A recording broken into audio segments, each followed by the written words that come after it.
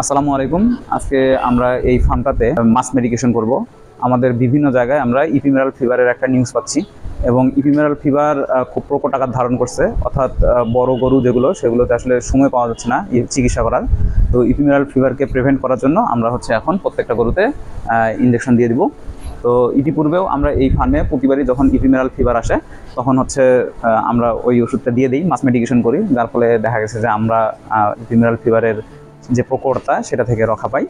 তো সেটা ধারাবাহিকতায় এইবারও আজকে আমরা এই ফার্মটাতে আসছি। আমরা এই ফার্মে এখন যে ইপিমেরাল ফিভারের প্রিভেন্ট করার জন্য যে ওষুধটা দরকার সেগুলো দিয়ে দেবো। ধন্যবাদ, লেটস গো।